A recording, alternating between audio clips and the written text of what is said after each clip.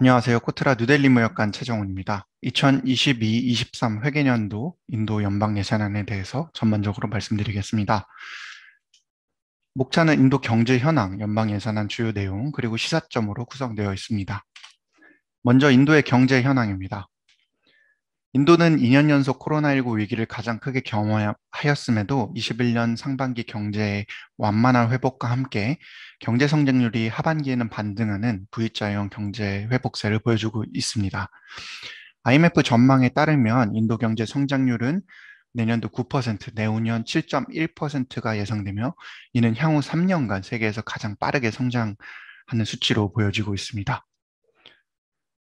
인도 상공부 자료에 따르면 2021년 4월부터 12월까지 인도의 수출과 수입은 3,050억 달러, 그리고 4,409억 달러로 각각 전년 대비 57% 그리고 67% 상승하였고, 2021년도 교역액은 매월 증가세를 보여주었습니다.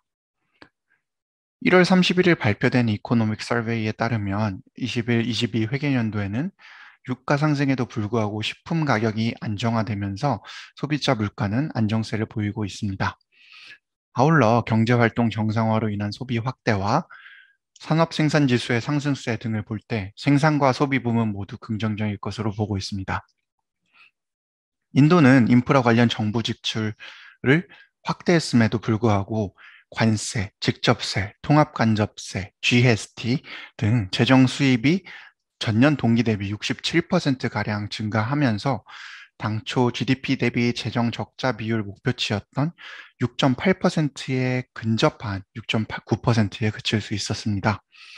이러한 배경에는 소비의 증대로 인한 통합간접세, GST의 상승, 그리고 관세 수익의 확대로 보고 있습니다. 다음은 인도의 GDP 현황입니다. 2022-21 회계연도 FDI는 596억 4천만 달러를 기록하며 역대 최대를 기록하였습니다.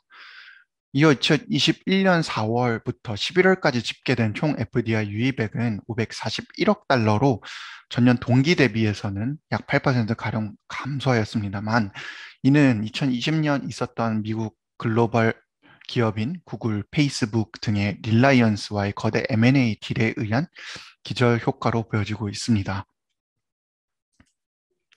다음은 연방 예산안 주요 내용에 대해서 발표하겠습니다. 정부는 이번 예산 배정에 있어 4가지 우선순위를 발표하였습니다. 인프라, 상생, 지속성장, 자금이라는 4가지 단어로 분류화를 해보았습니다. 먼저 국가 인프라 구축 계획인 PM 가티샥티에 따라 도로, 철도, 물류 인프라 등을 중심으로 인프라 부문의 공격적인 공공 지출을 늘릴 계획입니다. 아울러 인도의 1차 산업인 농업 등의 경제 개발, 그리고 코로나19 이후의 의료 지원, 그리고 마지막으로 빈곤 문제를 해결하기 위해서 포괄적 성장이라는 Inclusive Development 촉진을 두 번째로 우선순위로 보고 있습니다. 다음으로는 아울러 기후 변화에 대응하기 위한 에너지 전환, 그리고 신기술, 유망산업 등의 투자함, 그리고 인도를 기업하기 좋고 살기 좋은 공간으로 구축하고자 하는 의지를 연방 예산안에 담아서 세 번째 우선순위로 보고 있습니다. 마지막으로는 지속적으로 증가하는 공공 투자가 민간 투자를 촉진해야 된다라고 보고 있으며, 또한 자금 동원을 위한 여러 가지 방법들을 고안하였으며 이를 연방 예산안의 네 번째 우선순위로 보았습니다. 연방 예산안 개요 부분입니다. 2022-23 예산안 규모는 총 39조 4,490억 루피로 발표되었습니다. 전년도 연방 예산안 발표 시점 대비해서는 13.3%가 증가하였고, 실제로 평가된 연방 예산안 기준인 37조 7천억 루피에 비해서도 4.6%가 증가한 수치입니다. 좌측 그래프에서 보시다시피 이번 예산안에서 특이한 점은 인프라 부문 예산이 약 50.9% 증가하였다는 점입니다만, 그럼에도 농업 및 농촌경제 개발 부문에 대한 투자가 여전히 가장 많은 부분을 차지하고 있습니다. 다음으로는 부문별 예산 편성 내역을 보도록 하겠습니다. 먼저 농업 및 농촌경제 개발에 3조 5,700억 루피를 배정하여 가장 많은 부분을 할당하였습니다. 민간 협력 투자 방식을 활용한 농업의 디지털화를 촉진하고자 하며 또한 농업기술 스타트업, 에그리테크 스타트업 등을 위한 자금 조달을 위해 농촌개발은행이 혼합자본 펀드를 출시할 예정입니다. 아울러 정부는 농민 경제 활성화를 위해 2,370만 루피를 들여 1억 2천만 톤의 쌀과 밀을 조달하고 4,460억 루피의 캔 배트와 링크 프로젝트를 실시하여 91만 헥타르 농지의 관계 시설을 개선, 620만 명에게 식수를 제공, 그리고 총 130메가와트의 전력을 생산할 예정입니다. 다음으로 인프라 부분입니다. 전년 대비 크게 증가한 3조 5,100억 루피를 배정하였습니다. 이 중 2천억 루피를 들여 총 길이 2만 5천 킬로미터의 고속도로를 설립할 예정이며 향후 3년간 100개의 복합운송 화물터미널과 400대의 준고속 화물 열차를 설립할 계획임을 밝혔습니다. 아울러 4개의 복합운송 물류파크를 도입하고 데이터 인프라 시장을 인프라 부문에 포함시킴으로써 인프라 부문을 향후 25년간 인도를 이끌 핵심 성장이자 7% 이상의 경제 성장률을 유지시킬 원동력으로 보고 있습니다. 세 번째로 교육 및 보건 부문입니다. 코로나 대유행 이후 디지털 교육 방식으로의 전환을 통해 교육 취약계층 아동을 위한 교육을 확대하고 보건 부문의 디지털화를 통해서 국민의 그런 보건 의료시설에 대한 접근성을 높이는 것에 초점을 두고 있습니다. 이 외에도 서비스형 드론 스타트업 제조 지원, 원격 정신과 상담센터 23개소 구축, 원 클래스 원 채널 프로그램의 확대 등 다양한 부분에 대한 투자를 할 예정입니다. 마지막으로 도시개발 및 사회복지 부문입니다. 3,800만 가구의 식수를 개선하고 800만 개의 저소득층을 위한 주택 개설을 위해 약 1,000억 루피를 배정하였으며 인프라 개발의 사각지대인 동북부 및 북부 경계 지역에 인프라 및 사회개발 자금 지원을 위한 이니셔티브를 진행하고 있습니다. 또한 디지털 금융 서비스 확충을 위해 75개 행정구역의 디지털 뱅킹 유닛을 구축하고 15만 개의 우체국을 핵심 은행 서비스에 편입할 예정입니다. 아울러 인도중앙은행인 RBI는 2022-23 회계연도에 가상화폐인 디지털 루피를 출시할 예정입니다. 이어서 세금과 투자에 관련한 변동 내용입니다. 개인소득세 및 법인세 부문은 뒤에 발표해서 상세히 설명할 예정이므로 생략하도록 하겠습니다. 소상공인 및 중소기업과 관련한 부분입니다. 인도는 중소기업을 위한 긴급 신용한도 보증제도 ECLGS의 기한을 1년 연장하였고 보증 적용 범위를 최대 5천억 루피까지로 500루피가량 범위를 확대하였습니다. 또한 600억 루피의 예산을 배정해 중소기업의 생산성 향상을 위한 프로그램인 램프를 출시하는 등 코로나19 위기 이후 어려움을 겪고 있는 중소기업을 위한 진흥책을 내놓았습니다. 또한 농업 분야 그리고 드론 등 다양한 기술을 가진 스타트업을 유치하고 그로 인한 스타트업 생태계 구축을 위한 여러 가지 제도를 발표하였는데요. 먼저 스타트업의 법인화 관련 세금 감면 혜택 조항을 2022년 3월까지 해서 한 차례 더 연장하여 2023년 3월까지 적용받을 수 있도록 하였습니다. 이에 더해 신설 제조법인이 15%의 우대 세율을 받기 위한 요건인 생산 개시 기한을 2024년 3월까지 1년 연장하며 자국 내 제조법인 유치를 위한 노력을 기울이고 있습니다. 다음으로는 관세 관련 변화입니다. 인도 정부는 21년 메이크 인 인디아 및 자주인도 기조를 강화하고자 기존 시행 중인 400개 이상의 감면 품목을 검토하고 왜곡 없는 관세 구조를 만들겠다고 발표한 바 있습니다.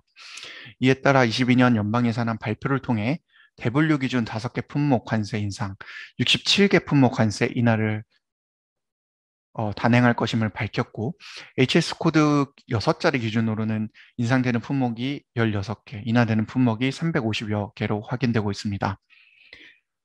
인도 재무부 장관은 2022년 연방예산안을 발표하면서 기존의 조건부 감면 규정을 삭제한 배경에 특정 목적에 사용되는 경우에만 적용되는 조건부 감면 규정을 삭제한 대신 인도업 제조업 육성과 수출 활성화를 위한 물품인 화학, 섬유, 철강 등 원재료에 대해서는 기본 관세율을 인하하였다고 설명하였습니다. 관세법 개정 내용 중 가장 큰 변화는 세관 담당 공무원이라는 용어에 대해 상세하게 정의한 것입니다. 해당 용어를 명확하게 함으로써 수입 물품의 부족세액 또는 과다 환급세액 발생 시 해당 세액을 추징할 수 있는 권한자가 누구인지에 대한 논란을 방지하여 효율적으로 관세를 추징할 수 있도록 개정하였습니다. 이로써 국세정보국 DRI 소속 직원도 다른 세관 담당자가 처리한 수입 신고건에 대하여 관세를 추징할 수 있는 권한을 가질 수 있게 되었습니다. 그러나 우리 기업들은 인도 수출 시 원산지 및 품목 분류 결정에 착오가 없도록 더욱 주의를 기울여야 된다는 점이 특이할 점이며 사전 심사 제도를 활용하는 것이 추후 관세 추징에 의한 피해를 방지하는 데 도움이 될 것으로 보입니다. 이러한 관세 조정 품목에 대해서 주요 물품들을 정리하였습니다. 인상 품목은 위와 보시다시피 전자제품 및 기계류 이렇게 되어 있고요. 인하 주요 내역으로는 연료, 화학제품, 철강, 섬유, 기계, 수송기기, 의료기기 등이므로 이 표를 참고해 주시면 감사하겠습니다. 다음은 시사점입니다. 인도 재무부 장관은 인도 100주년까지의 목표 달성을 위한 25주년을 앞두고 있는데 이 중요한 시기는 암릿 칼이라는 표현을 하였으며 이 그를 위한 로드맵으로 이번 연방 예산안을 발표한다고 밝혔습니다. 이러한 연방 예산안은 단연 인프라에 대한 공격적 투자를 통한 지속적 성장을 구축하는 것을 목표로 하고 있고 결국 물류 비용을 절감하여 메이크 인 인디아 기조를 강화하려는 것으로 보입니다. 일부 전문가들은 전년도 14개 부문의 생산 연계 인센티브가 국내 자국 산업을 육성하는 데 주요하였고 또한 제조업 산업 또한 육성하는 데 많은 효과를 보았다고 보고 있습니다. 그에 따라 21년도 전기차, 태양광 교율 배터리, 그리고 드론 등 여러 가지 분야의 PLI 인센티브 제도가 추가적으로 도입되었고 내년도에는 AI나 다양한 신기술 부문의 PLI가 추가적으로 도입될 것으로 보입니다. 올해에는 정부의 다양한 행정 시스템이 디지털화되면서 신뢰할 수 있는 정부와 행정 시스템에 한 발 더 다가섰다고 보고 있으며 관세 감면 관련 온라인 서비스 등도 행정 간소화에 크게 일조를 하면서 기업의 사업 환경이 많은 부분 개선되었다고 보고 있습니다. 그러나 국세정보국 DRI 소속 직원이 관세 추징에 대한 권한을 가지게 된다는 점은 특이할 사항으로 기업들의 많은 주의가 필요할 것으로 보입니다. 현지 언론사, 협회, 기업들의 반응은 굉장히 다양한데요. 인도 정부의 에너지 전환, 산업 활력 제고를 위한 다양한 정책 모델에 찬사를 표하면서도 의료산업 등 일부 산업계는 불만을 가질 수도 있는 연방 예산안이지 않았나라고 판단하고 있습니다. 이러한 연방 예산안 발표에 맞춰 코트라 서남아 지역 무역관에서는 다양한 사업을 추진하고 있으니 옆에 보이시는 표를 참고하셔서 업무에 활용해 주시면 감사하겠습니다. 아울러 관련한 문의사항 등이 있으시다면 언제든지 인도 비즈니스 협력센터 그리고 한국투자기업지원센터, 세퍼 활용센터를 통해 연락 주시면 감사하겠습니다. 이상 최정훈이었습니다. 감사합니다.